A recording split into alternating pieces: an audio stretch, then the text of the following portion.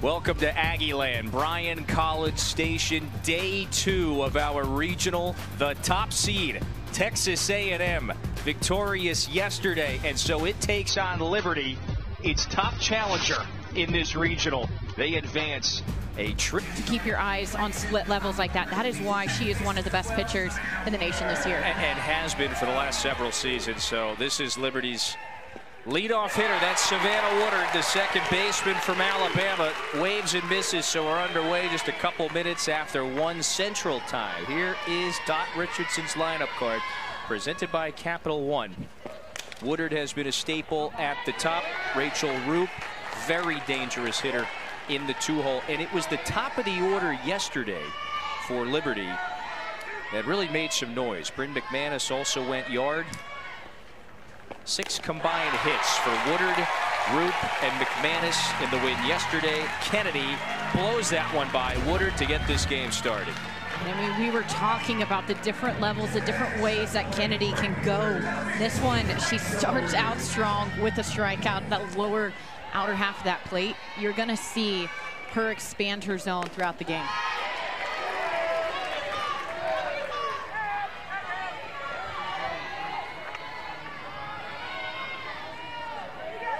Kennedy, she's been the frontline starter here for several seasons at Aggieland. Misses outside there to Roop, so she's got a favorable count. Led the league in wins. Was top 10 in everything else. And one of the many, several 20-game winners we have in our regional here, Bryan College Station. But she's fallen behind Roop here. Who's been very selective this at-bat, a good eye. And so she'll make Kennedy work for it. Winner of this game to the regional final tomorrow. And at that point, all you need is 1 victory on Sunday. Double elimination format. So some team would have to beat the winner of this one twice on Sunday in consecutive games. That time Roop was late on the heat. And so Kennedy has worked the count full. Definitely knows Rachel Roop. That's the hitter in this lineup that you underline, you star. You know she's an offensive threat. You don't want to give her anything too far on the plate because she'll make up for it. Just like that time she bounces that through the right side. She got the barrel of the bat on that pitch. Was obviously late on the heat, but hits it where they are not. I mean, this one going down in the zone, that drop ball that Kennedy has, that's a hard pitch to get elevated. And a lot of times that's where you see hitters fall into trouble with drop balls. Trying to do too much.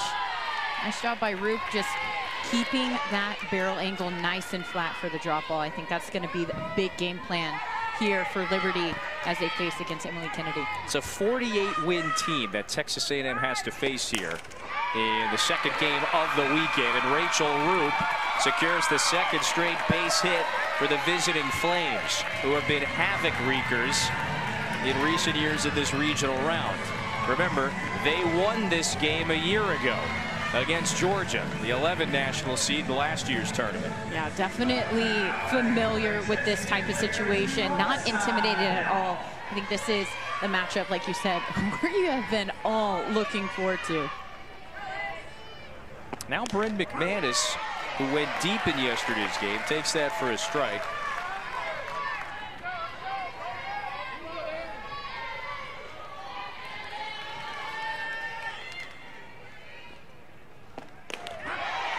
Nice pitch there on the inside corner. You can see Kennedy working both sides of the plate. She's able to locate that drop ball very, very well on those corners. That's what makes her so good. She's able to spot that drop ball. Not only does it have movement, but location. Well, pardon me, this is Alyssa Hennault. Texas A&M trying to turn the 4-6-3 double play. Hennault beats that throw out by a fraction. So you got runners at the corners as of now with 2 outs. And this is what you're going to see a lot of double play opportunities for this Aggie defense with that drop ball from Kennedy. This defense, in the past several years, their numbers have just increased year after year after year.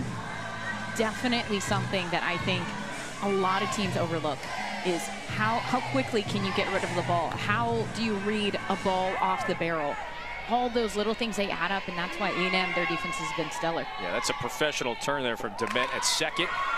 Runner holds it third. KK Madry beats out the bunt, and the bases are loaded. That one was towards the third base side. Powell fielded it quickly, and so they are loaded in the first for the Flames. KK Madry, closing speed. She's already fast, but once she gets going about halfway to first, that's where you see her kick it into gear. And as good as that defense is, there's nothing you can do to defend a bunt like that. Liberty, they're coming out hot. They are expecting to put up a fight. They expect this to be a challenge, a battle. They're showing every bit of it here in first. Well, Dodd Richardson won a national championship at UCLA. First pitch, foul tipped into the mitt. Paige Dorr, this is the sophomore who was so clutch in the Conference USA tournament last week. Had a walk-off base hit in one of those games in an elimination game of that tournament. Swings and bounces that one foul. So Kennedy, despite all of the drama here in the first inning, is one strike away from getting out of it. And there's where that experience comes in, right? You've been there, you've done that. Yes, the bases are loaded, but you also have 2 outs and a great defense. I like this game plan that she set up, 2 tight pitches inside, making her feel you. Maybe expand the zone here. That's tapped to the left side. Powell's got that one, and Texas A&M gets out of it. 3 hits in the first for Liberty. She's undoubtedly the ace for this team. She really carries a majority of the innings. Can she go the distance? Not just today, which is the most important one, but looking at this bracket as a whole, looking at this regional as a whole, can she help carry her team all the way to the finish line? That is where Liberty has fallen short the past few years. Today, they got to get through the #1 seed in the entire country, Texas A&M. Kennedy Powell, Coco Woolley, Maya Perez. 1, 2, 3 in the order. Escobar yesterday, 6 innings, pitched into the 7th in the win against Marist. At one point in that game in the middle innings, she was nearly unhittable. At one point retired 9 of 10 hitters. Gave up 3 homers, though, and ultimately 5 earned in 6 innings before she was lifted for Paige Bachman. Misses in tight that time. By the way, Brett Higgins, our home plate umpire. Kaylee Young's at first. Mike Burrell over at second. Garrett Knowles is the third base umpire. Powell lifts that one down the left field line. Paige Dorr has that one handled. 1 away. So what is critical for Escobar today against #1 in the nation? You look at that first line, she has a dominant rise ball. She's able to hit that on multiple levels. That is the key right there. You'll see the curve every now and then, about 20%, but being able to throw that rise ball at different levels and then adding in that change. You might not see it as much in the beginning. Later on in this game, you'll see it. Coco Woolley takes that one on the outside corner. Doesn't love it. This is the senior from LaPorte, Texas, one of the purest hitters in the SEC, and has had an exceptional last couple of weeks at the plate. Slashes that foul. Coco Woolley is a leader. She has really cemented herself, her legacy here at Texas A&M. She's reached base safely in 15 of her last 17 plate appearances. The other 2, she only reached via error and a fielder's choice. That's absurd. This is a rarity, folks, what you just saw, the bounce out to third. So 2 quick outs for Escobar. Maya Perez hits next, the most dangerous bat in the order. And you think about the kind of danger that Perez presents whenever she comes up to bat. You have Powell, who consistently gets on. You have Woolley, like we were just talking about. She gets on way more often than she does not. And right now, that was huge that Liberty was able to get those 2 very big threats that A&M utilizes often, and the speed. There's no one on base for this big bat. Yeah, Woolley is always a threat to go. And swipe bases, had one yesterday. So 1-0 pitch to Perez. This has been her breakout sophomore campaign. All-conference first-team selection after she finished 3rd in the league in hitting. at the end of the regular season and blasted 14 homers. Big rip, but Escobar is in the driver's seat. That's one thing about Perez. She's not scared to swing hard. If she misses, but more often than not, whenever that barrel makes contact, if you're committed to a swing. Escobar strikes out Perez. Savannah, that said, any National C that has played Liberty in recent years is always on upset alert. Look at those regionals, South Carolina, Tennessee, Georgia. They were upset in those regionals. This is a team that doesn't know when to quit. They're fighters, and they play like they're ranked in the top 25. They look like a top 25 team from their pitching to their hitting, heck, to their facilities where that nice and quick watch party was. They've been the most dangerous mid-major program in America for years. You know, remember 2 years ago they knocked out the #2 overall seed UCLA in an elimination game. So they are the havoc wreakers. Emily Kennedy back in the circle. That is the ultra dependable veteran from the Woodlands, Texas, All-American a year ago, All-Conference this season. And gets Rachel Crane, the senior, to swing through that one. So 7, 8, and 9 in the order in the second for Liberty after they loaded the bases. But for a second straight game, Nicole, they leave the bases loaded in the first inning. 2-1 is struck foul. In that first game, they ended up winning soundly 10-5.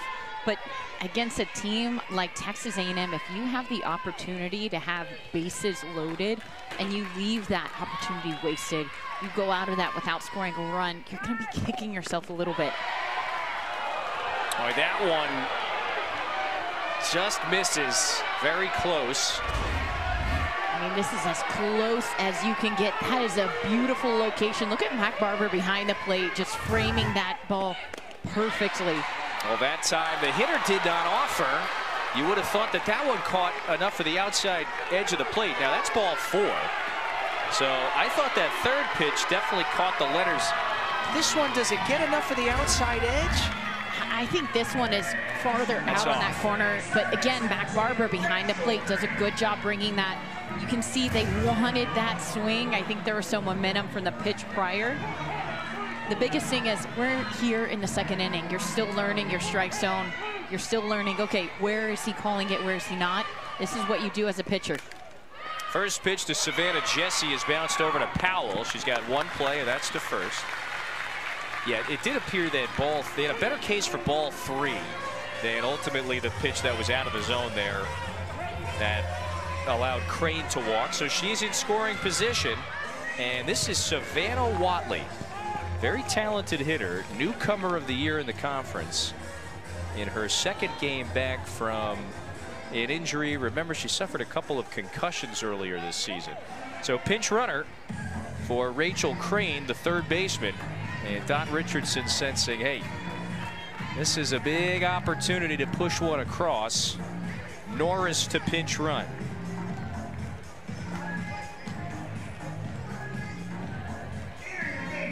Here we go, Liberty, 1 out, runner in scoring position, and that defense that we talked about, usually so solid. Powell just a quick bobble. What could have been an easy double play, no runners on, 2 outs. Now you have 1 out with a runner at second and a lot of speed, like you mentioned, pinch runner. This is a good hitter in the 9-hole. Wiley hit .364 this season and OPS above 1,000. Just bit of a sarcastic applause there from the crowd. Finally, there it is. That's what the crowd's saying. That's in the air, fading out to left. Eshte underneath it, 2 gone. So let's see if Kennedy and the Aggies will strand runners in scoring position for a second straight inning. This is Savannah Woodard, who years ago faced A&M in this league. She started her career at Alabama, 3 seasons there, hit the portal, 3rd and final season with Liberty. And she has thrived this season. Career numbers for the veteran from Warrior, Alabama. That's nubbed foul. Like you said, no stranger to facing each other. You can see Kennedy with these lefties for Liberty. She is really attacking that low and in. You're seeing a lot of drop balls just very tight. Like you said, she can spot it pretty good. Slow roller to first. That'll do it. So 2 scoreless innings for Kennedy. Mac Barber leads off, faces Elena Escobar. 4, 5, and 6, 2 up for A&M. The senior from Spring Hill, Tennessee, went 1, 2, 3 in the first. Really good start for Escobar. Barbara has been an X-factor, game changer for the program. Acquired her in the portal last season. Another player who's familiar with SEC, started off in the SEC, ended up transferring out, and then transferred back to A&M to finish off her career. There's Trisha Ford, who has orchestrated this Aggie resurgence. Here, a little commotion down from the dugout on that pitch. Looks like they're trying to pick that change up from Escobar. That's rolled over to Watley. 1 away.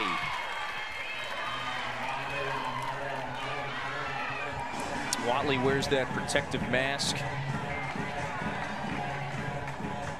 And we talked about her bat. It's not easy as somebody on offense going in and out, missing those live reps, but also on defense, having to wear the mask. Had a couple of concussions, had an injury with her teeth. Just been struggling all season long just to stay healthy for a stretch of time. It's her first time. Didn't even get to play in the conference tournament last weekend. What a welcome bat and just presence on the field in her return here for the postseason. Amari Harper had a day yesterday. She's had a heck of a week. She's 6 for her last 6 at the plate, going back to that semifinal win in the SEC tournament last week against Texas, and has knocked in 12 runs in the last 2 games. And this was her blast yesterday. I mean, elevated over the plate slightly, and that is one place that you do not want to leave it for Amari Harper. She has been just rushing the ball. She's looking for something similar here this at-bat. We saw a whole lot of bubbles in the first 2 innings. We've yet to see them yet. A lot of bubbles, a tradition that started over at baseball for Texas A&M. Brought it over to softball, and I have to say, I think it's one of my favorites. You know, nothing like a bubble brings you back to your childhood. You're getting to pop them, you're seeing it in the crowd, gets everyone involved. We need to get a couple up here. Could we get some bubble guns up here? Yeah, 2-2 is high. I'd like to join in on the fun. 18 runs yesterday, so that is 18 times that the fans were launching those bubble guns. 3-2. So that is a 1-out walk, and Amari Harper reaches base once again. So that is, she's now 7 for 7 in the tournament. Or part of it, she's 5 out of 5 if you want to look at it that way in this regional round. Reached base all 4 times yesterday. And yes, 10 straight plate appearances. Yeah, that's coming prepared, by the way. That's the real bubble machine. KK Dement, freshman from Selma, California, has handled herself so well in this rookie season. So well. Speaking of having a good eye, she walked 3 times, and as much offense as you were getting, it's so easy as a hitter to go, I want to join in on the action. I see the girl in front of me just crushing these balls. I want to go in too, but knowing I have to be patient. So here's what's going to happen here. That the catcher, Savannah Jesse, is bringing the towel out to Elena Escobar. It is hot. Mildly putting it. Yeah, in College Station this weekend. It feels, right now the temperature is 90 degrees. It feels like 101. There's that southern humidity. It's no joke. You got the umbrellas. Can we get a bubble gum? We're getting a little needy, you're right. A fan, giant jumbo hat. 2-0 pitch to Dement is fouled back. You know, we were talking to some folks around the program. I mean, she looks so cool. Yeah. It's a good look, by the way. It is. It's been a relatively mild spring here, so this is the hottest it has been this year in Bryan-College Station. The Texas summer heat came early. 2 runners on now for the Aggies. And this is being ready whenever the opportunity comes, being patient until that pitch that is within your plan comes to play. Not trying to do too much, letting Escobar tunnel that ball down. That is where she has less movement. You're going to have an easier swing path.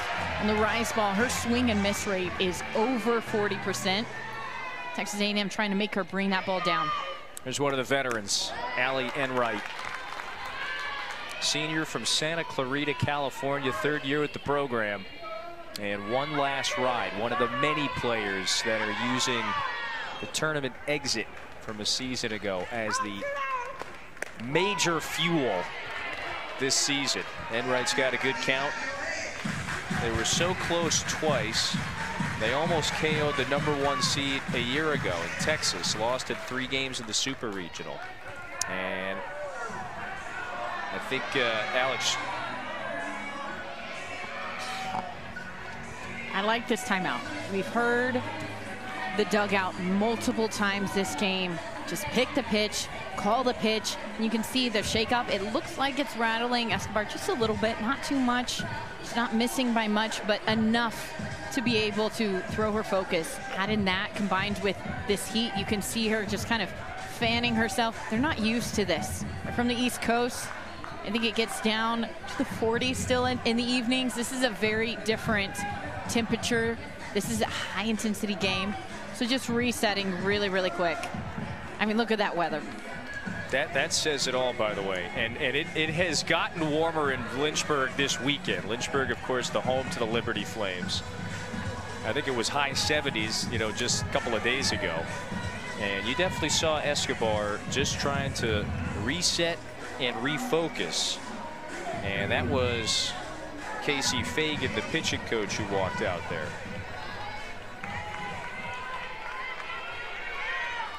So a chance for Texas A&M to score first. 2-0 pitch to Enright is foul tipped off the mitt.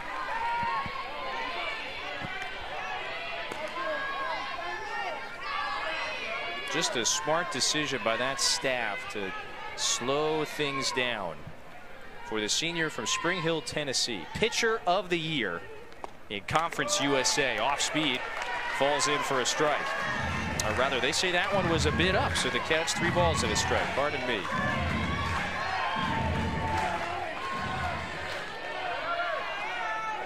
Enright, favorable count. Swings and misses. She came up big for the Aggies yesterday. Like we were talking about this A&M lineup, it is a gauntlet 1 through 9. There's not a lot of off time that they get. The one thing that I've really seen with their offense, Jeff Parker, he's done a fantastic job just being able to help explain hitting in a way that simplifies it for hitters. He's not going to try to make it complicated. The ball's up, let's look down. Keep it simple. Big pitch here, 3-2. Foul tip, so Enright has fouled off a couple of pitches here.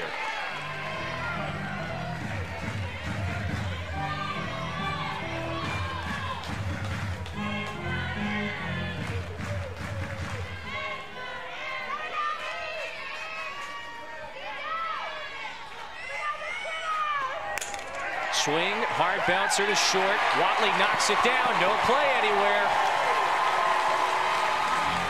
That one ate her up there. Bases are full. And Watley just getting eaten up a little bit. Look at where she is set up right there. And right as that ball is starting to come across, you see that runner coming into view. She's pretty deep. Would like to see her take a step or 2 in. Whenever you let that ball eat you up a little bit, that's where you fall into trouble. This field plays pretty true on the infield. You'll get pretty solid bounces, so you don't have to worry about, is there going to be a bad hop here or there? You can charge that pretty quickly.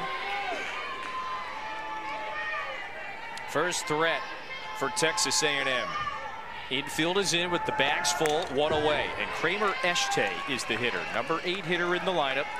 Senior from Brenham, Texas, who has a terrific on-base percentage. Gets on base more than 400% of the time, or has an on-base percentage better than 400.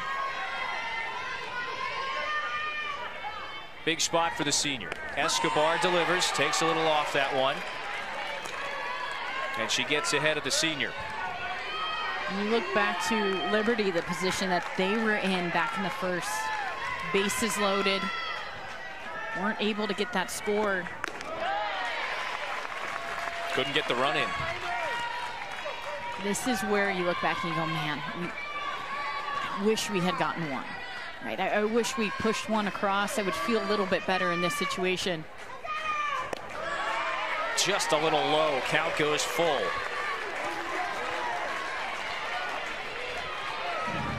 This zone pretty tight consistently for both sides. I feel like it's pretty even, but it is tight. If it's low, it's low. 3-2 is chopped, fielded right on the line. The throw is home, and the runner's out.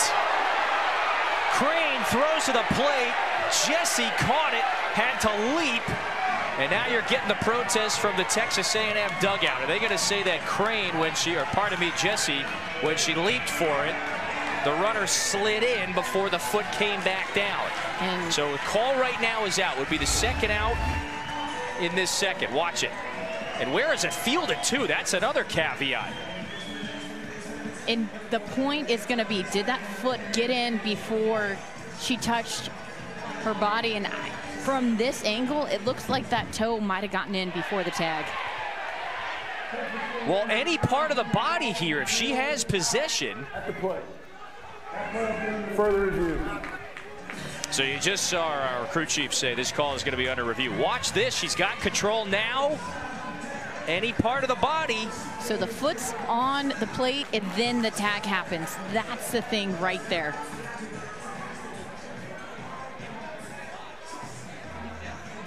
So what happens here? Bases loaded. Even though it is a force, she has to have, the catcher has to have her foot on the base before that runner touches it for a force play. What happened there is she didn't tag her. Her foot wasn't on the base, and that toe just slipped right in. So foot's in, then the tag happens. And that is what's being disputed here. That's why Ford is asking, is there any way that that could have happened?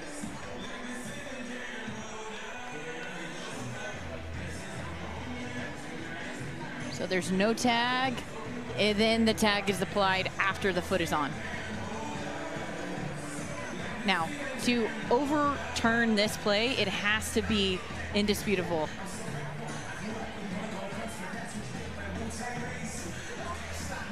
Just based on what we've seen, all the different angles and the looks that we've gotten, I would say I would overturn it. I would call her safe.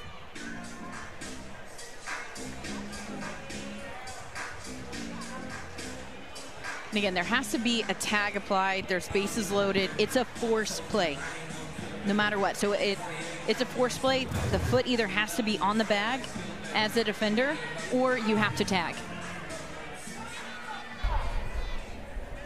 The ruling on the field has been changed. The runner is declared safe, and it's Texas A&M's first challenge. Great call, partner, and it gives A&M the 1-0 advantage. Well, we talked about the bubbles. Here they come in full force. This A&M dugout getting pumped up. Big celebration as the Aggies, they strike first in a big fashion.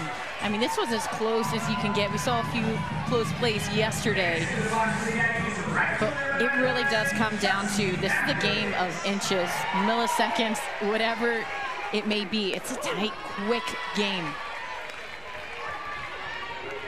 Now it's the 9-hitter, Kelsey Mathis, takes that one for a strike. Just a critical moment. And another play that is determined just by a couple of fractions there. And Escobar, she's had 2 really, really great pitches, great outings against some tough hitters, but back-to-back just defensive miscues. So she should have been out of that inning by now without a run scored.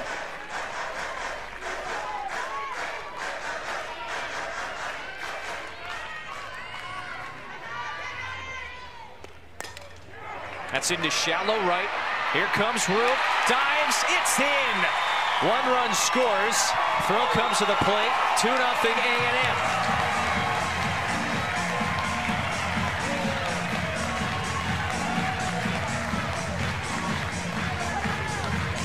Rachel Roop out in right field. I mean, just giving it all she has, but that one is right on the line, just as close can be. But I will say that effort, that full stretch, that saved a run. The Aggies, they got 1 run across, but not 2. Whenever you see an outfielder tracking as a base runner, you have to respect that. You have to be cautious. Kennedy Powell, the leadoff hitter, went after that pitch up in the zone. 2 runs are in for the #1 seed in the field. Escobar and Liberty, they retired the first hitter to begin the frame. Then Harper walked, Dement singled, and then Enright reached on the error. That loaded the bases. Then we saw the play at the plate. Mathis with the looper down the right field line. It's 2-zip. And a nice catch, by the way. Gotta have quick hands if you're going to be here in this ballpark. We saw some foul balls flying yesterday. Now more than 2,000 in the yard yesterday for A&M's win. That's a bouncer with the infield in. Watley mishandles it, and another run comes home.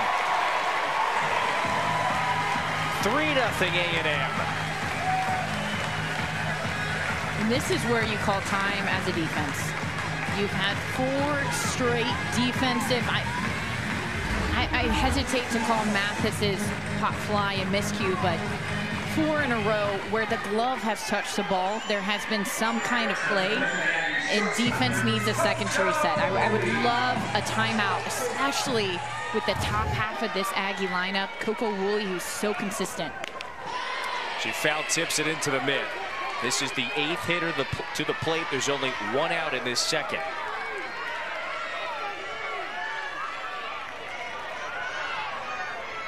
They're still loaded. Outside corner for a strike.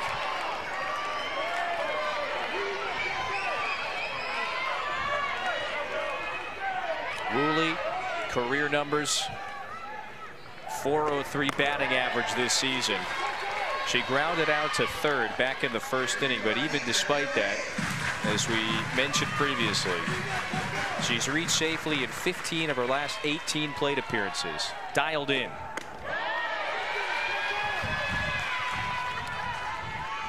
Talk about a total difference from this offense for the Aggies. First inning, it was 1-2-3. This time around, they're almost all the way through the lineup. Escobar retired the first 4. Then she walked a batter. As you mentioned before, we haven't really seen any major blast into the gaps. No extra base hits just yet, but balls that have been put into play. 41 pitches this inning. Woolley waits on the off speed. The tag, throw to first, little late, and so another run comes home. That was Woodard at second, who tagged Powell. Could not get it to first base to beat out the very speedy Woolley. It's a 4-run second for Texas A&M.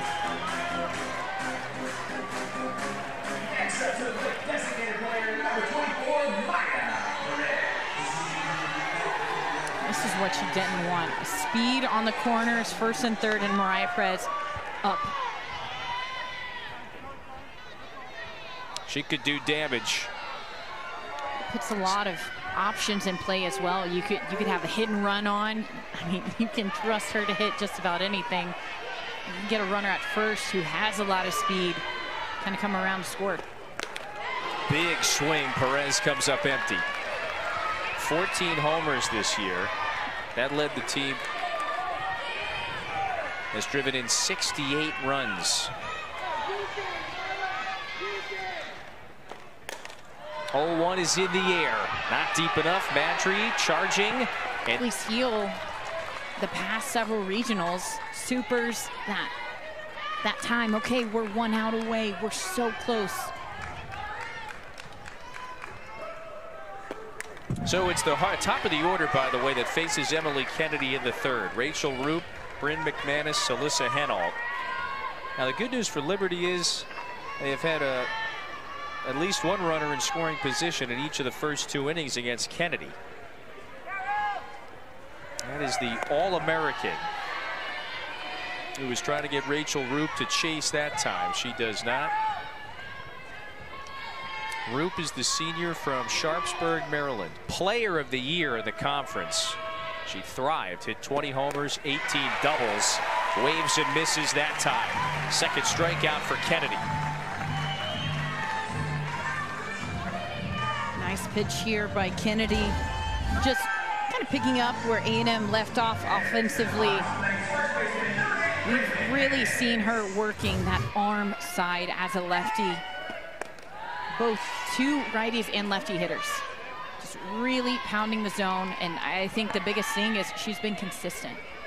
May not get every single call that she wants. We saw that last inning, but she's going to stay consistently in that location.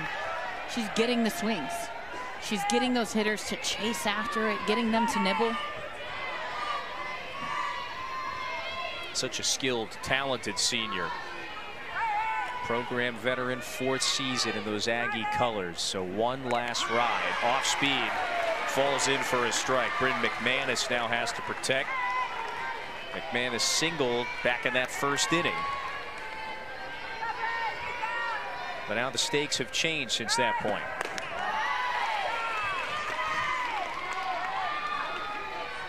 And I'll still say it. I think this is still a bit of a pitcher's duel, a back and forth. The score doesn't reflect that, but it's been more so miscues from Liberty defense. But both of these pitchers have done a phenomenal job. Well, this was McManus yesterday.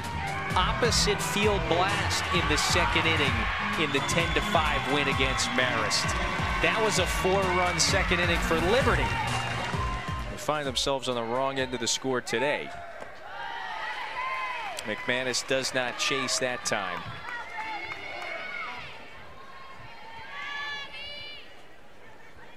Well, you're right on. All of those runs should be unearned for Escobar. McManus lifts it out to left. Eshte is there. 2 gone. Henault to hit next.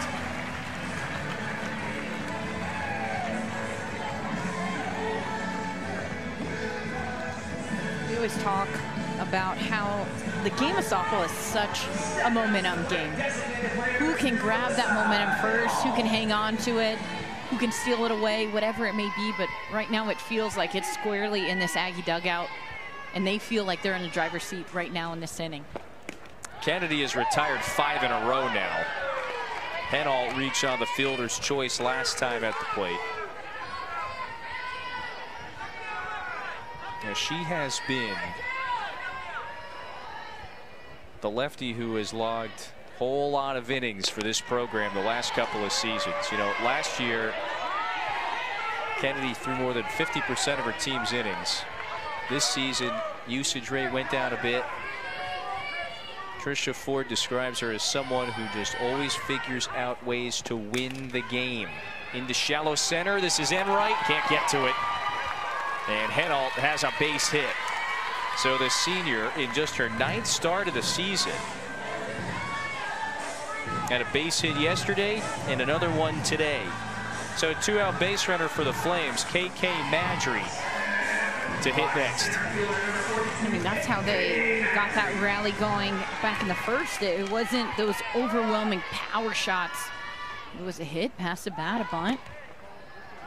See Madry showing again. I mean, her bunt was beautiful. And accordingly, we've seen Powell. I mean, she's starting at that halfway point, crashing pretty hard.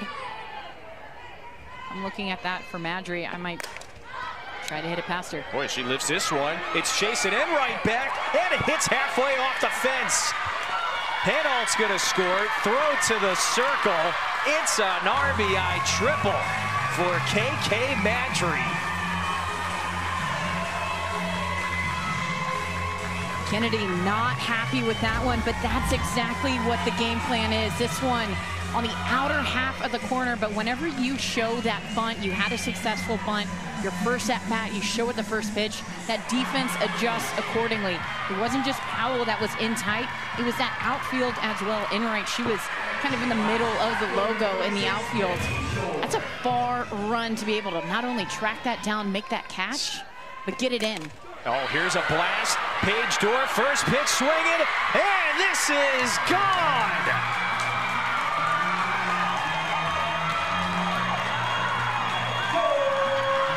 A response from Liberty.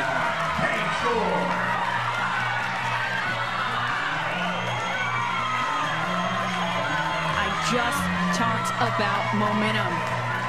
Can you swing it back into your dugout? Can you get it back your way? Paige Dorr, first pitch, inner half of the corner. We talked about how Kennedy has been going in that location against lefties.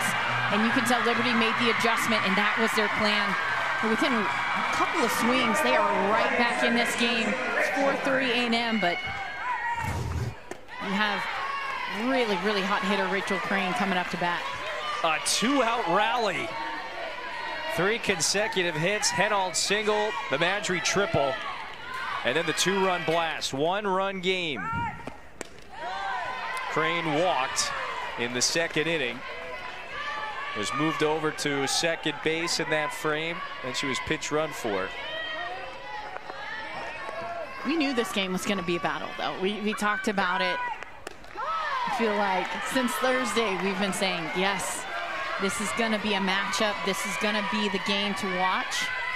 Whichever team gets out of this, they're going to have a huge advantage, not only a rest day, but their team, their defense, getting that rest as well.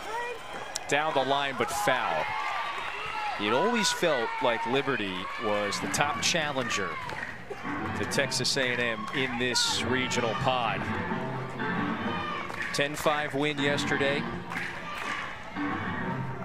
After a season filled with countless wins against power conference programs. Battle-tested Flames. Swing and a miss. Third strikeout for Kennedy. Liberty responds. 3-run top half of the third. And bottom of the second. And Liberty responds with 3 more in the top half of the third.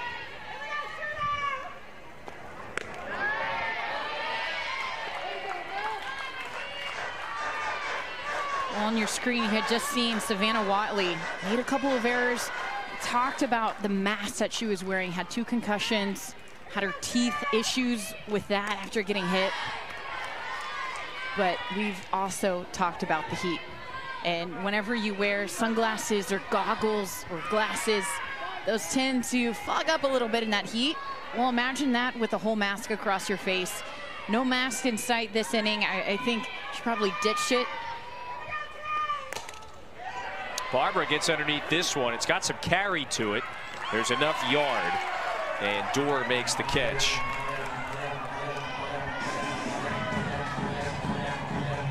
And at the end of the day, you have to be able to make the play. And like you see there, missed 7 games due to injury, and it wasn't 7 consecutive. It was she was in, she was out, she was in, she was out. Now that she's back in, she doesn't want anything. This game is too big for her. That's a real issue whenever it comes to softball this time of year. If you're having to wear masks, sunglasses, goggles, whatever it may be, it fogs it up. It makes it difficult to see. We saw 2 very uncharacteristic miscues from her, and both you and I were wondering what's going on defensively.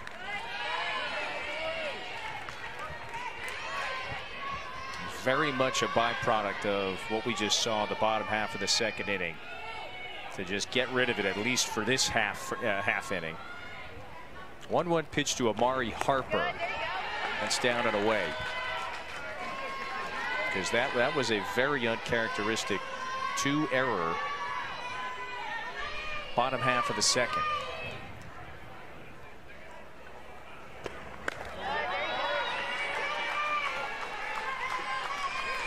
But her team has her back in this situation. 3 runs over the course of a few pitches from Emily Kennedy. Kind of the point I was thinking exactly as Harper, she draws that walk. She's patient, and she's not going to get a hit. She's going to get on by a walk. And patient is what she has been. Patient is what Liberty is. They don't want to give her anything too much, but you look at this part in the A&M lineup, a lot of run production comes from this area. What better way to say, hey, I got your back to your pitcher, to Escobar, than scoring 3 runs as you're about to come up to the heart of the A&M lineup. Gives her a little bit of confidence. At least a reset. Erase the last inning. It's gone. We're within striking distance now.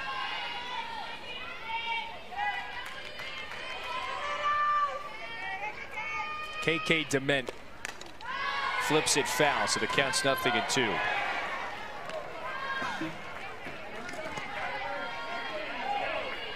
Escobar has pitched in a lot of big moments, a lot of big games for Liberty the last couple of seasons. 0-2. That runs away.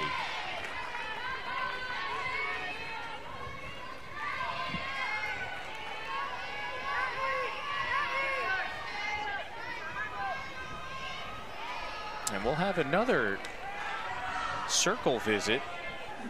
Casey Fagan, the pitching coach for Liberty. You can tell that there's the rosin. That heat, it's getting to everybody here within this. I think I always say this, I like the timeout, but again, you're getting to a point in the game. A&M, they're going through their lineup for the 2nd time through. You're gonna have to be a little bit sharper, but also you can see head coach Dot Richardson, she's out there, Dr. Dot, talking to her defense. Hey, this is where her spray chart is. This is what we're gonna be pitching. We're gonna try to draw them into this. There's opportunity for a double play. It's just a quick reminder. And you look at what happened an inning ago, there were 4 plays, all consecutive, that happened within each other where those 4 runs came from. They didn't call timeout once. I like the timeout here because it gives them that moment to reset. Slows things down. Dement gets back in the box and rips one fair down the line. Harper around second. Dorr plays this one in. Stop sign at third. Runners in scoring position for the Aggies. Dement was ready, and the rookie rips it for a double. Her 2nd hard hit in as many at-bats. This one on the inner half of the corner. Not a bad pitch at all. But you could see how quickly her barrel whipped through that zone. She was able to get her hands to it. A&M, they talk a lot about getting their barrel on the plane of the ball as soon as possible. And that's what you saw there from the freshman, KK Dement. Got to tip my cap to Dorr. What a play. I mean, she is playing almost in the left center gap to be able to get, that ball was ripped down the line, to get all the way down to the deepest part of the field. Being able to throw it in, not have that run score, that is huge. 1-0 pitch to Allie Enright is cut at and missed. And for a moment there, I thought that Harper was going to get that wave, but that's a couple of times this Liberty defense has just played the ball in very quickly. Enright rips it deep out to center. This is plenty deep enough. Throw goes to third. Runners are both safe. 5-0 A&M. A little bit of a wipeout at third. But they increase the lead. 2 outs now in the third. Nice rip to deep, deep center field. How about KK Dement? Trying to get in, not able to stop in time. Whoa. A little bit of an oopsies. But hey, check out that hand. She made sure to keep it on the bag. We've all been there. Looking up at Jeff Harger, the third base coach, saying, really? All I was trying to do was just slow down here. 5-3 A&M. Kramer Echte in the box now. Counts 2-0. Really good height on that pitch. maybe a little outside. I think that's something that Escobar has been searching for, is that strike call. You see the difference between that pitch and this one. It's a lot more on the plate. It's a little bit lower. As a hitter, I will take that pitch over the other one.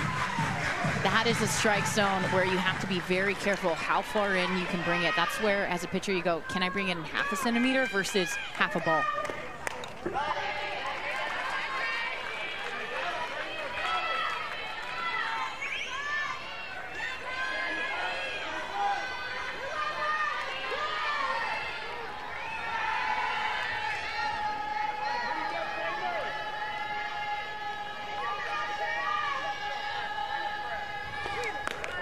2-2 is high, so the count goes full.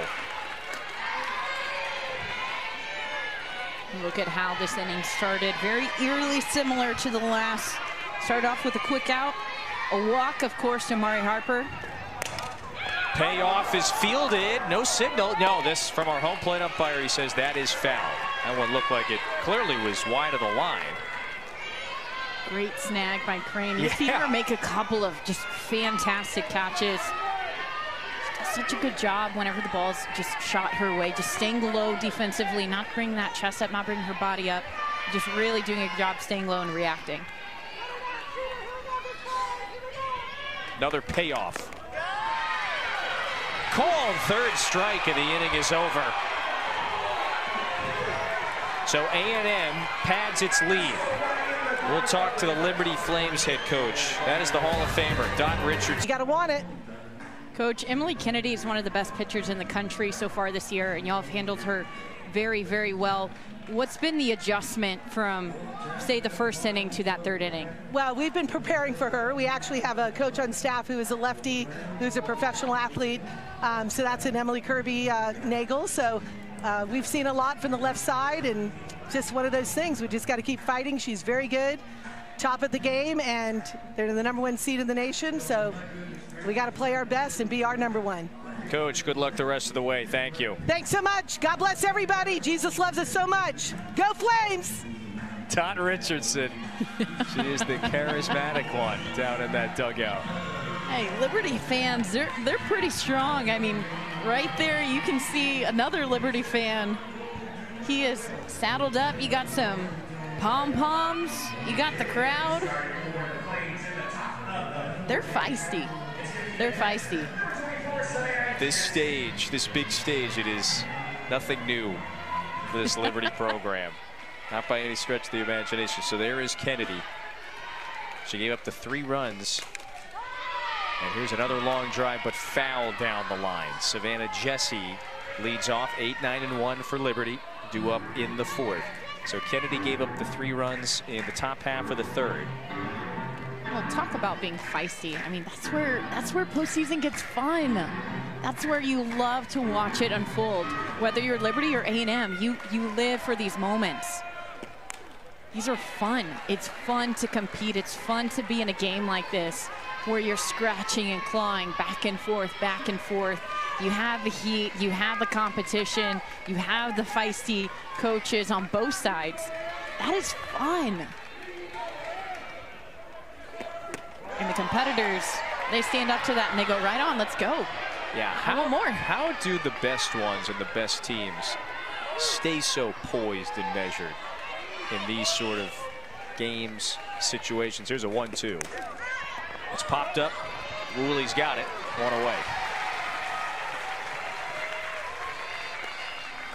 The biggest thing is Coach Ford for Texas A&M. She talks about this a lot. Practice, you go to work in practice. In the games, you play the games. She talks all the time about it's 2 very, very distinct things. They're very separate from one another. Make those practices hard. So whenever you're in these situations, I've been there. I've practiced this a million times. I've practiced being down. I've practiced having to come back from a 3-0 count if you're Emily Kennedy. And whenever you do that day in and day out, it becomes easy. Not only does it become easy, as an athlete, you go, it's kind of fun. How many times can I do this in a row? Can I do it again? Can I do it a little bit better? Oh, there's a base hit here for Savannah Watley. So a 1-out base runner for Liberty. Liberty has put the ball into play against Kennedy. 7 hits now off of the All-American from a year ago. That is the most hits that Kennedy has allowed in more than a month since April 11th. And this is just the 4th inning. Back to the top of the order, Savannah Woodard. Grounded out hard to the first baseman to end the second. Also struck out to begin the game. Off speed, catches it up for the plate. Counts quickly 0-2. Love that look from Kennedy. Haven't seen too many off speeds, but whenever she does, it's deadly enough that as a hitter you have to pay attention. Oh, Woodard chased it. 2 gone. And that's what that pitch does. It disrupts your timing, disrupts your game plan. Ends up going and chasing after pitches like this one. Talk about some break away. Kennedy flashing her drop curve. Man, that is nasty. Rachel Roop bounces it over to Powell, and they get the force out at second. So Kennedy allows 1 hit, but it's a scoreless 4th out here. Be curious, how would you describe the outing that you've seen from Emily Kennedy so far? Yeah, I think, you know, she's doing a good job. We got to hit a couple more zones, I think, but they've been aggressive, and I knew Liberty was going to be aggressive, so I think we can make a couple of tweaks here and there, but overall she's doing a good job. Coach, you talk about how every pitch counts. Yep. This offense are hunting in the box. What is it that you're hunting this game? Are you trying to be patient, bring that ball down? What is it that you're looking for? No, I mean, I think we need to be aggressive, maybe earlier in the count, and then just making sure that we're swinging at pitches as the count goes on that are over the white. Coach, good luck the rest of the way. Thank you. Thank you. Winner of this game advances to the regional final tomorrow. Hot day, Bryan College Station. What gave it away? The towels? There's our Liberty super fan. Oh, even he has to take a break. Every once in a while, that's right. Even the greats, even the greats are human. Yes, we were told by Dot Richardson, that's the super fan, they call him the Kraken. I mean, what an iconic last name, right? He is just...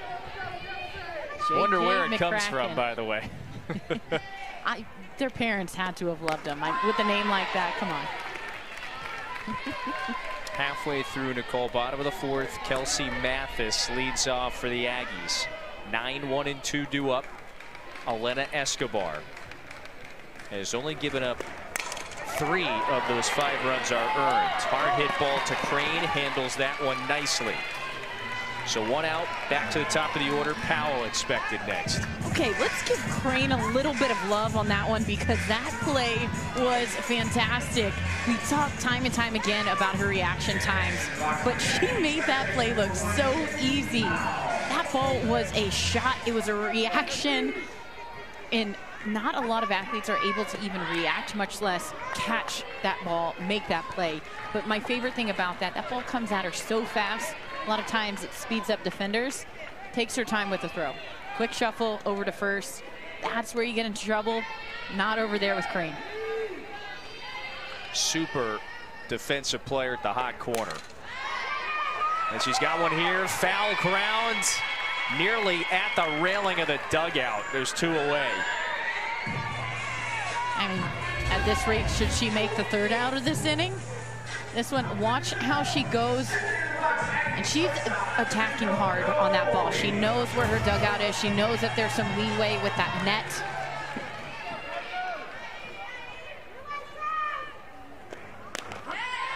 Coco Woolley takes a strike. Yeah, she has made some nice plays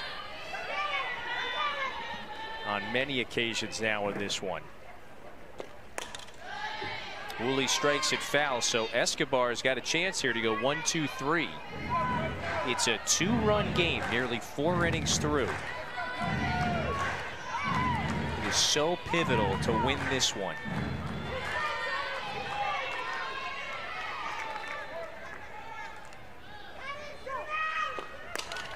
Right back to Crane. Well, you wanted to see it, you got it. There it is, it's scripted. She records all 3 out. Part of the Liberty order at the plate in a 5-3 game. This one is so critical. The winner of this game to the regional final tomorrow, and you have the major upper hand. The team that loses this would then have to play later today and win that game just to punch its ticket to the regional final. But then you'd have to beat the team you lost to twice in order to reach the Supers. Emily Kennedy is in a groove of late. Gave up the 3 runs in the 3rd. But she's now retired 4 out of the last 5. It's got to get through the heart of the order. McManus, what do you do with that one? That's 5 strikeouts for the senior from the Woodlands, Texas. I mean, this pitch is dirty. Look at how it comes across the plate and drops down at the last minute. That is some crazy movement there from Emily Kennedy. That is just a defeated look on McManus's face. That's a filthy pitch. Alyssa Hedall tries to bunt. That pitch comes inside, and it's topped foul.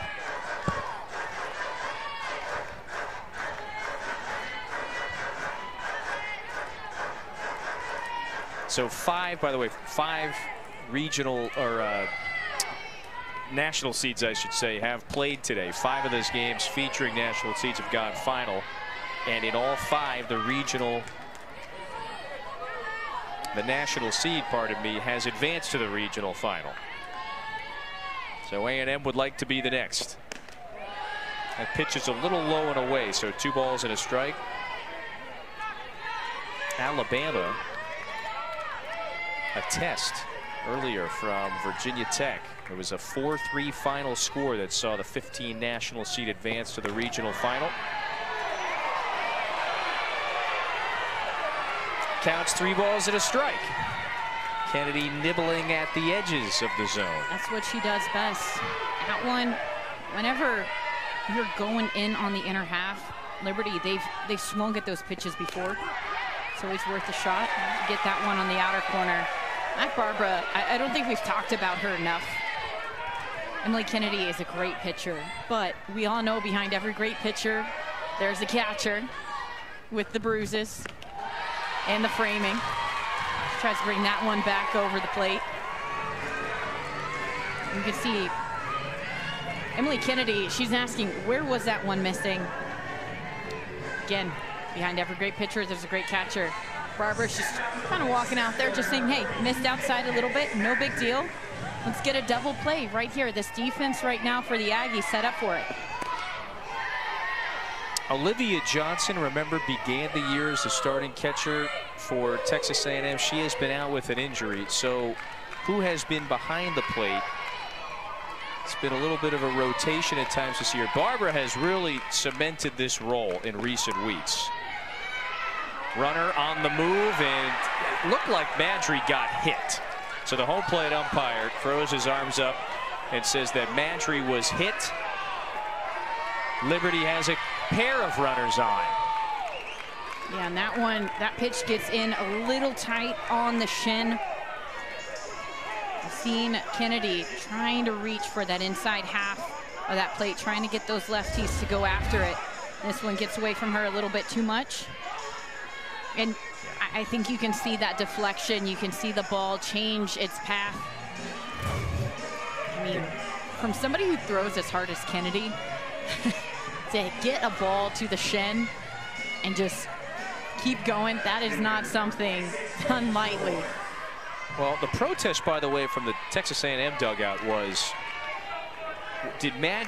was she still offering at that pitch when she was hit? That's in for a strike to Paige Dorr, who homered her last time up. That last replay we saw, it does look like she was pulling it back, was not offering at the pitch per se as she got hit. Half swing, bouncer to Woolley, on to second for 1. They can't turn it, so there are 2 outs. But now for a second straight batter, Kennedy has to pitch with the tying run on base. And Rachel Crane, who's made brilliant defensive plays over at third, is at the plate looking for her first hit. it would be a big one. It's a great situation here for Crane. Runners on first and third. So there's always a call play in action that you have the opportunity to do. You can see head coach Dot, she's calling out some numbers, puts this defense on edge, on alert. Outside edge for a strike. Liberty is 4 for 8 at the plate today with 2 outs.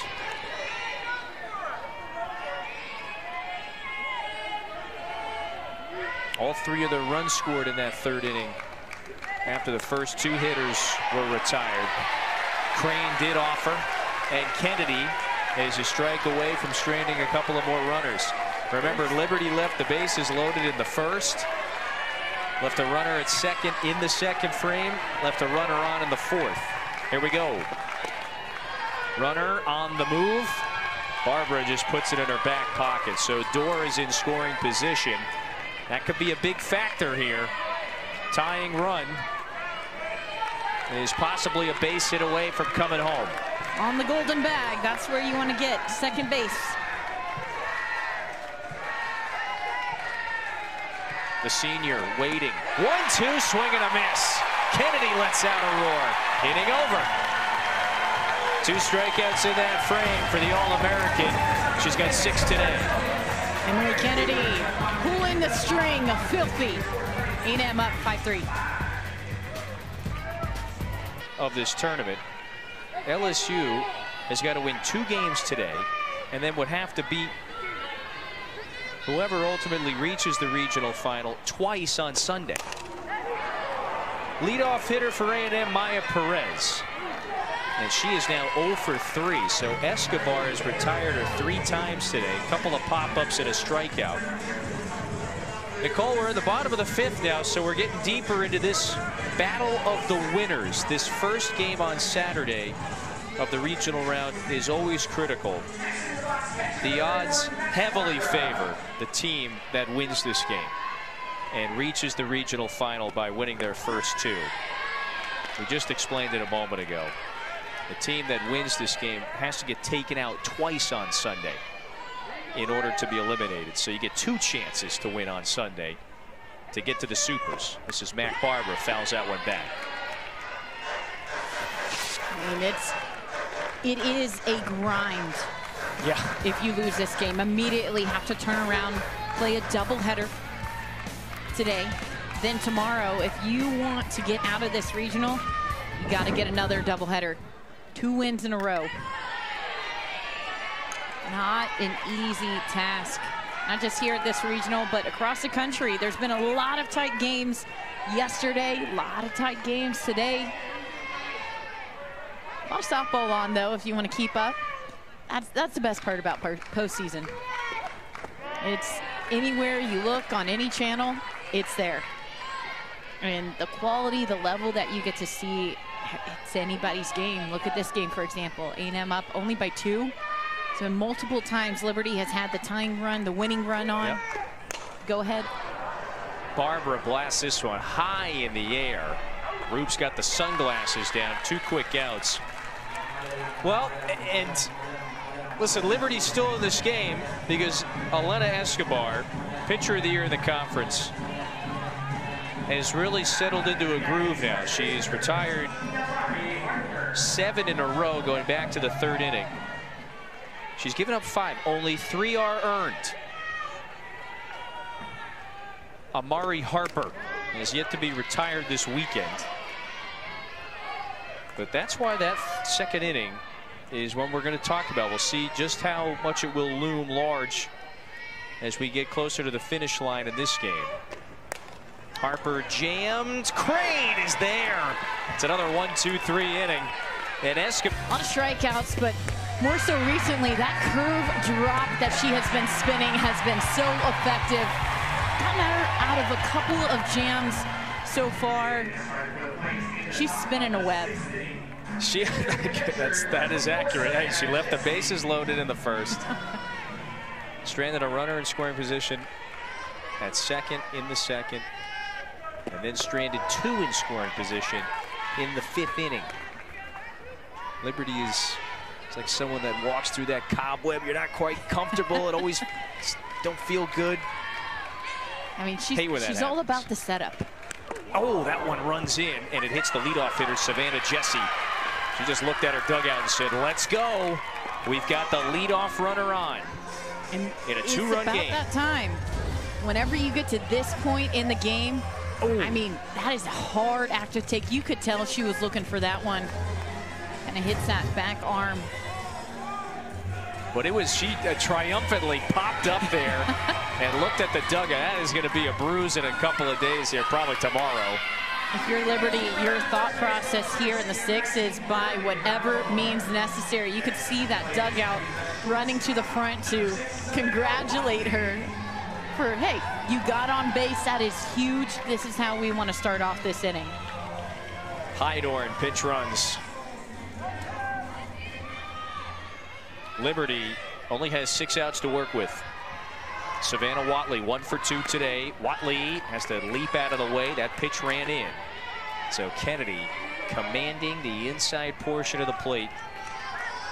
I just want to go back to Emily for a moment. She has won her last 5 starts. 5 or more innings in all of them against teams like Texas, South Carolina, Tennessee twice, Arkansas as well. These are top 8 national seeds. 1-1 pitch. That's tapped. Back up the middle. Could be a double play ball. Woolley, wide throw. And now Watley's trying to get around the first baseman. We see Kaylee Young, the first base umpire, signaling that obstruction call. Yeah. Clear obstruction. It's a hard play as a first baseman. She's trying to make that play. I mean, so close to a quick double play. But that ball just taking her to the backside of first base. Whenever you're going that way and you're rounding the bag trying to get around, I mean, there's nowhere that you can go. That's the right choice. As a runner, that ball is past you. You're getting there easily, no questions asked. But you made the great point as Coach Ford, she's kind of having a conversation, just making sure, all right, is everything on the up and up? A&M, whenever Emily Kennedy makes that start, a lot of success. But Liberty, they've had 18 comeback wins so far this season, 6 of them when trailing in the 6th or later. That is huge. That is a lot of come from behind victories. It's a third of your wins, basically. And she's had a lot, Liberty, from a lot of power conferences, teams like Virginia, Alabama, Louisville, UCF, Rutgers. They're no stranger to being able to have to fight, to dig, to claw. Whenever you have a coach like head coach Dot Richardson, you have to be a little feisty. You know, by the way, in this situation, it works out as if they actually did move the runner over with a bunt, because Watley is now in scoring position. There's an out on the board, so it's basically the same outcome. There's also, you can see Watley kind of tenderly touching her teeth. Typically wears a face mask on defense. Offensively, bit of sensitivity still with her teeth. Kind of been in and out these last few weeks, last few months of the season with injuries, concussion. She had an injury where her front row of teeth were just pushed back. Sensitive area of the mouth. Don't want to be running into anybody with tender teeth like that.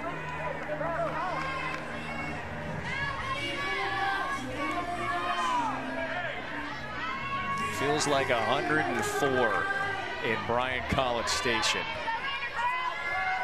The heat is on the biggest stage, the postseason. Emily Kennedy misfires that time to Savannah Woodard. This is the top of the Liberty order now. They've got a runner in scoring position in the late innings. Texas A&M with the lead. Swing, that one's looping. Woolley off of the mitt and down. She scooped it, but it was after it hit the grass. And that would likely be a hit for Woodard. And so now you've got runners at the corners. Woolley got her glove on it, just couldn't squeeze it. Brilliant effort. I mean, that is a heck of a play. You can see the first step back, the drop step, not reaching until absolutely the last minute.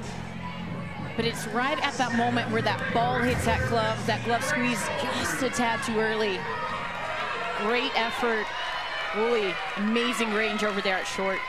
Really dangerous hitter. Rachel Roop, Player of the Year in Conference USA. And that's who you want up to bat with 2 runners on base. Again, the come from behind from Liberty. They are a tough, tough team facing a very tough pitcher. That runs inside, runner coming home, the flip is late. No flip, 1-run game. No hesitation from Watley.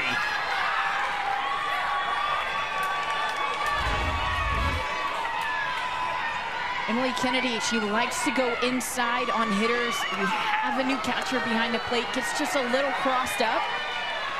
And right there, that is what getting on base, being aggressive with your base running, that gives you that opportunity. Roop fouls that one towards the dugout. Matt Barbara was just substituted out of the game. It's Grayson Coleman behind the plate. Big spot in the 6th inning. Now Woodard is in scoring position. That's the tying run at second. Kennedy a little low, and so now it's a favorable count for Rachel Roop, who is 1 for 3 today. Look at the numbers. I mean, they speak for themselves. 3-1, that's fading, shallow center, base hit. Woodard had to freeze, throw to third, and gets it in just ahead of the throw, barely. So Woodard did not slide, went into third base standing. It was a lot closer than it first looked as if it was going to be.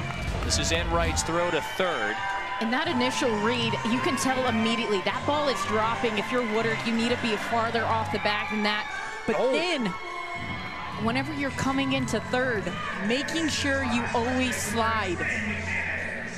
I mean, that game of inches, but talk about what kind of momentum that would have been if you had gotten thrown out at third after creating all this chaos.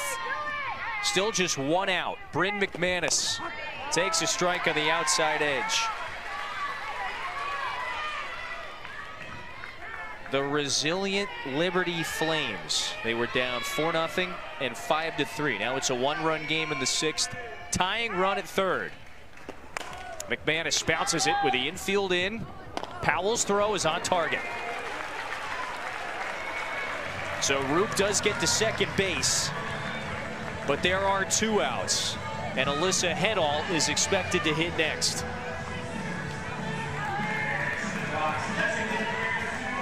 You look at how Liberty has scored their runs so far this game. They had that one massive home run, but beyond that, how they've gotten their runners on just by passing the bat. Nothing too overwhelming. They just get on base.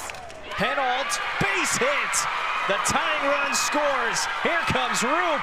Liberty back on top. It's a 2-run single for Alyssa Hedall to put the visitors ahead with 2 out in the 6th. This is it. Not trying to overswing. This is where it comes from. She knew right away Hedall celebrating. You get it onto the ground, you make those outfielders have to work deep into the gap, converge on the gap. You're gonna get 2 runs easily across the plate. KK Madry drills one deep to right. Gone! 2-run blast! Liberty with a haymaker in the 6th.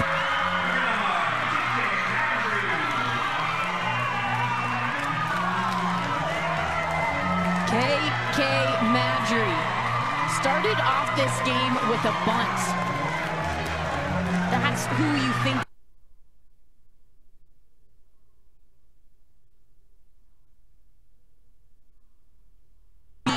Short game, the strategy.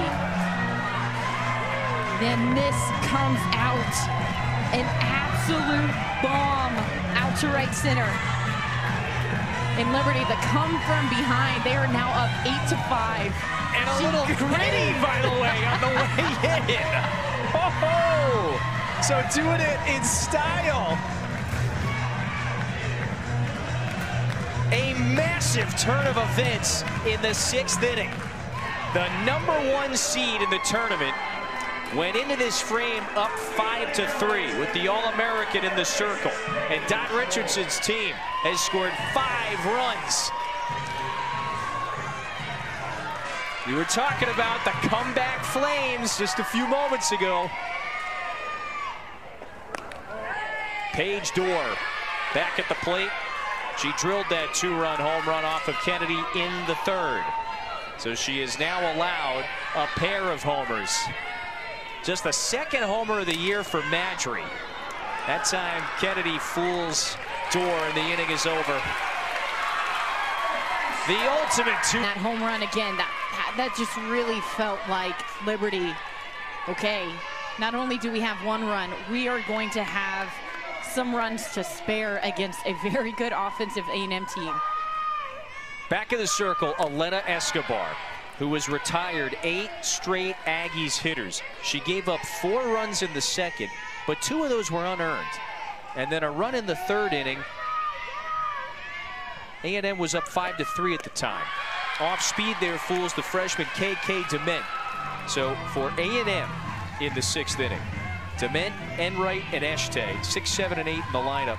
We were just talking about top half of this inning. Liberty had 6 outs to work with. Here's the #1 national seed that only has 6 outs to work with here. If they want to avoid having to play in an elimination game later today. 8-5. DeMent 2 for 2 today and has worked the count full. Escobar, meanwhile, has just gone over 100 pitches. The pitcher of the year in Conference USA this season. A career year for the senior from Spring Hill, Tennessee. Misses a little low. So that is in one dugout. That's the worst possible thing you want to see. The leadoff walk. On the other side of things, nothing better than getting the first runner on. Nothing better. KK DeMent trying to get something started. And now it's the 3rd-year Aggie, Allie Enright, the senior from Santa Clarita, California. Now she drove in that run in the 3rd with her sacrifice fly to straightaway center. And the Aggies, they've been aggressive against Escobar. They've had 13 batters in this game swing within the first 2 pitches. They are attacking, they're hunting. This one up the middle. The second baseman, Woodard, throws late to first. That was a nice backhanded stop to begin with to get the lead runner at second. So Enright will be at first base. Kramer Eshtay, the 8-hitter, is up next. Woodard covering a lot of ground to make that play. I mean, that was a great play there. Good job by Woodard just hanging on. The way her momentum and the quickness of how that play unfolded, that was the right call to take this one herself. Even though her shortstop was already there, there was no time for her to be able to toss it. She was too close to the bag. Her momentum pulling her too quickly. Dot Richardson's having a conversation very quickly with our second base umpire, Mike Burrell. And his answer was perhaps satisfactory enough. She's walking back to the dugout now.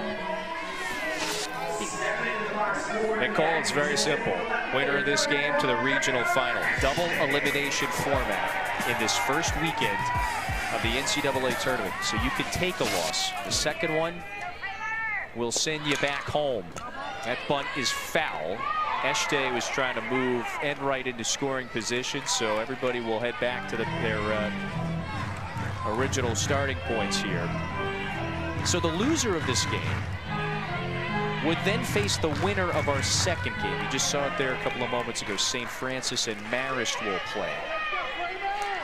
We will say goodbye, unfortunately, to 2 teams in this regional today.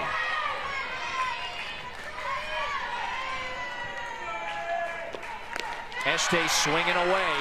Foul tips that into the mitt.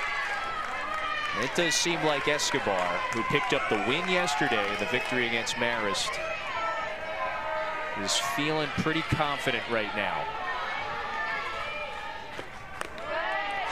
She is used to throwing a lot of innings. She's used to carrying this team. Just last weekend, she had 3 games consecutive days, 98 pitches, 163, 80 pitches in those games. Yesterday, she threw 116. Now she's up to 108. 163 in that 10-inning walk-off win that vaulted them to the Conference USA Tournament Championship game. She's tough. That's what that tells me about this pitcher. That's blasted foul again. So Eshte has fought off a couple of pitches, still protecting with 2 strikes. So Escobar starts at North Alabama. A couple of good seasons there. But her first 2 seasons, Liberty was still in the Atlantic Sun. Dot Richardson's team faced her for a couple of seasons. She beat her current team once or twice. Winds up joining this team and has been excellent last couple of seasons. 2 outs in the 6th. If you're just hopping aboard right now, look at the score. Liberty 8, Texas A&M 5. A 5-run top of the 6th for the Flames. Have them in front and 4 outs away from going to a regional final for a 2nd straight year. This is the 9-hitter, Kelsey Mathis. If you can get this out here, that's a great place to be. You flip that lineup over, but you're not quite yet at the heart of that lineup going into the 7th if you're Liberty.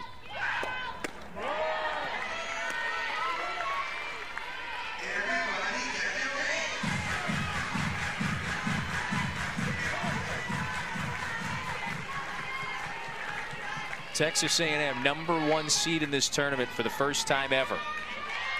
A very fitting #1. 46-win season. Led the nation in ranked wins, wins against ranked opponents. Brilliant resume. Right now, backs against the wall a little bit. They are. But they've practiced this, and this is why they're #1. 2-1 ripped into left, a base hit.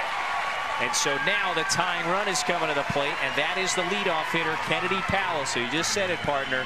A&M has got this very talented top half of the order now, about to face Escobar again. This one, it's the elevation on this pitch. It's a rise ball that didn't quite get that late jump. Just stays right at waist height. That's an easy ball for Mathis to be able to get around and get through the infield.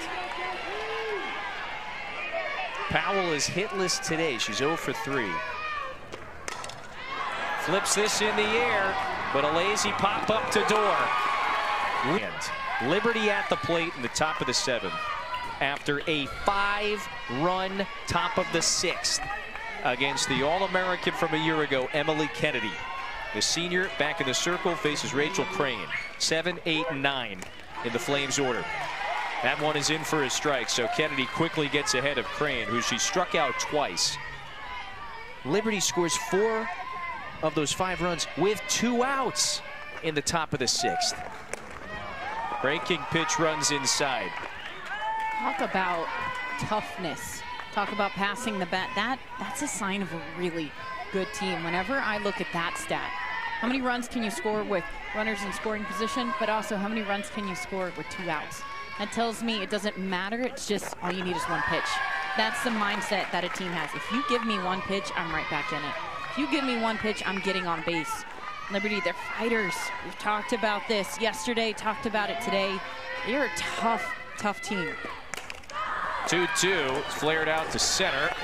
Enright's got it lined up, 1 away.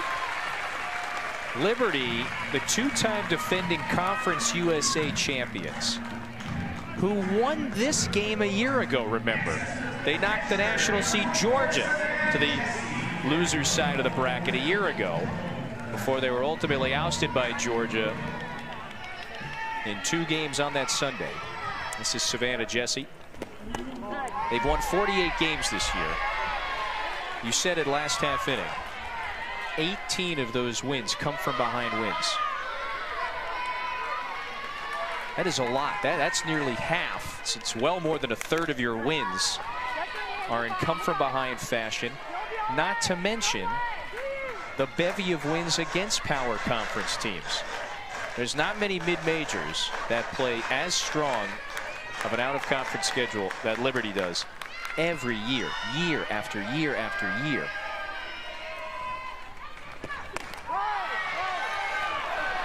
They have been building towards that first breakthrough.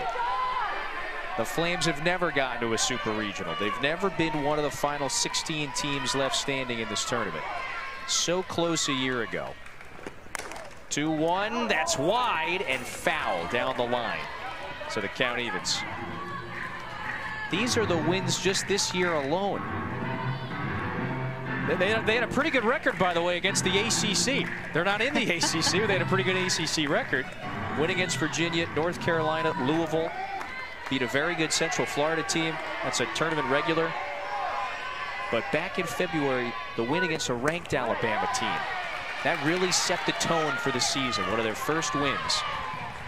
Tell you what, this win means a lot for both of these teams. Obviously, Texas A&M hosting, want to get to that winner's bracket final. Check swing. I think she went around. Jesse is out. So that is 8 strikeouts for Kennedy. Nice job. It's that same pitch again. That drop ball just kind of tails down at the last minute. That late break. A lot of these hitters for Liberty, they're having a hard time laying off that pitch. I would go there again and again until they make that adjustment. Savannah Watley spoils the first pitch foul. Remember, it was Watley who got into scoring position after the Coco Woolley throwing error in the top half of the 6th inning. She later scored the first run of the frame for Liberty on a pass ball that got by the catcher, Grayson Coleman, who had just came in as a defensive replacement for Mac Barbara. So it was a dubious top half of the 6th for the Aggies in a lot of ways. And then Heno Madry's clutch. 2-out big hits, each scored a pair of runs.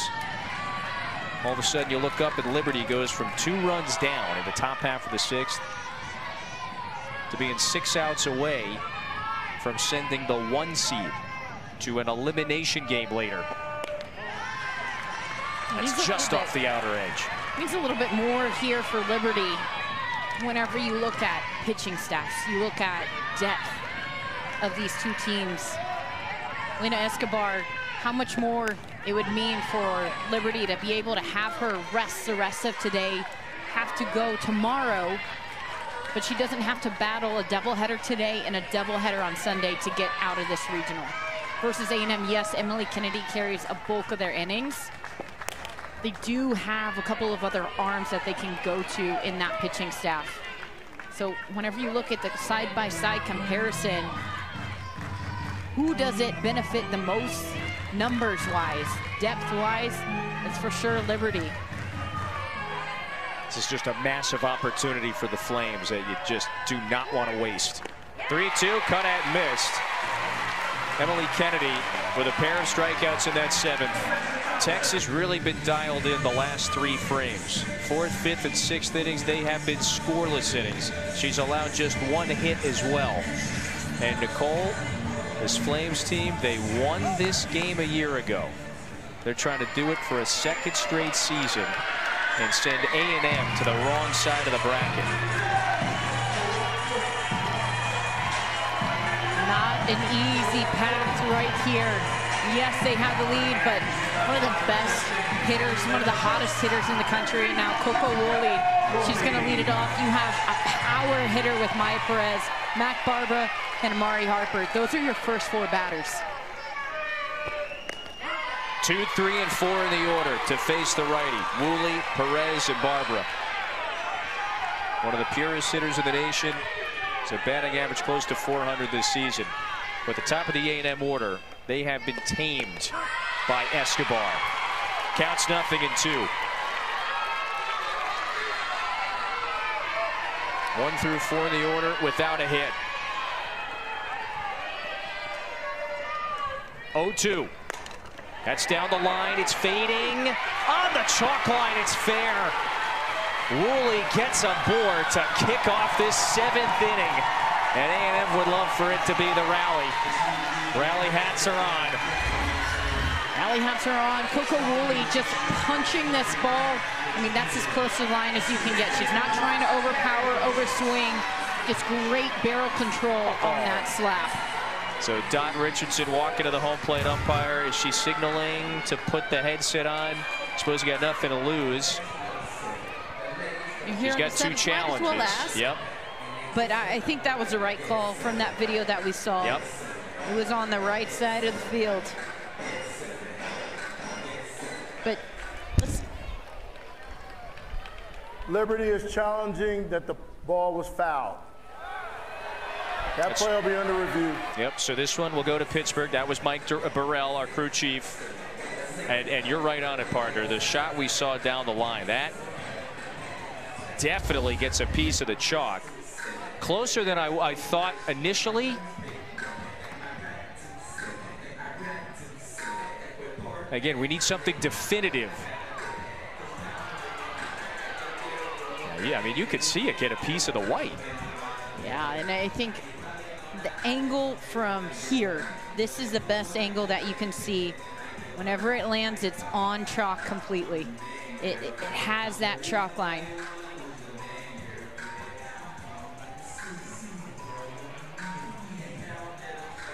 I mean, if you're Coco Woolley, you can't place it any better. If you're Dot Richardson, you want to argue that. Absolutely. You're in the 7th. You don't want A&M to create any kind of momentum.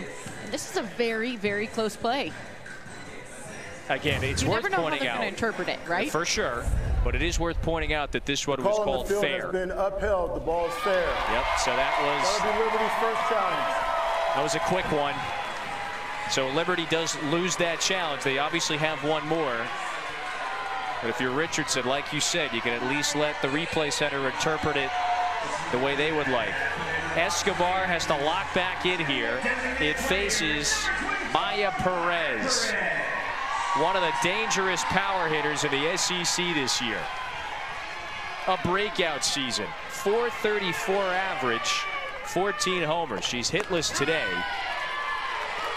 She's lifted a couple of fly balls, one out to left, one to center. And she's gotten a hold of those. They have the height. She was just a little under it. That's a dangerous combination whenever you have that kind of hitter. That tells me chases that. It's foul. She's seeing that pitch. She's just missing. And if you're a hitter and you've ever been in that situation, you're going, oh, I'm on her. I'm having the right pitch selection. Can I get a little bit flatter? So if I'm her, I'm thinking, let me try to hit something down into the ground. Let me try to hit a line drive, see if I can bounce that out. 0-2 to Perez. Bounces it, but that's foul. Remember, you got all sorts of speed at first base in Woolley. Very athletic runner. Texas A&M 16 come from behind wins themselves this year. That's about a third of their wins. 6th most in Division I. Swing, that's a high drive. Madry back near the track. Madry's got it for the first out. Throw to second, and Woolley gets into scoring position. Now, if you're Escobar, again, Woolley's in scoring position, but the main task is the batter. Tying run, of course, not on base. The tying run is on deck in this case. Mac Barbara re-enters the game. The cleanup hitter, also hitless. About to face Escobar for a 4th time today. Again, same result. High fly balls. Hit it well. Just a little under. If you're Mac Barbara, you're looking to hit something low in the zone like that pitch that you just saw. That's the one you want to hunt. Look low in the zone. Keep that ball hard line drives, especially with your speed on second. Bouncer to the right side. Backhanded try. The first baseman, McManus, beats Barber to the bag. Liberty is an out away from sending Texas A&M to an elimination game later today and vaulting, more importantly, to the regional final. Gotta go through Amari Harper first. 3 for 3 yesterday. Double the RBIs. Looking for her first hit today to extend this one. You know, we saw one national seed lose yesterday, LSU. Duke becomes the 2nd national seed to lose today. Arkansas nearly blew it earlier today against Oklahoma State. They rallied for a couple of runs in the 7th inning against OK State, ultimately beat them in the 8th inning. A&M needs a dramatic comeback like that right here. Here's a 1-1. Swing and a drive. This is down the line. It's fading into foul ground. It's off of Dorr's mitt. It's a foul ball. Dorr was trying to end the game right there. This, as an outfielder, especially whenever you see it fading foul, that wind blowing that way, you want to make sure you're not coasting with the ball. You're sprinting all the way. Great effort by Dorr. But especially with the lefty hitter up, you're going to get that ball to fade away. Got to make sure you're on it.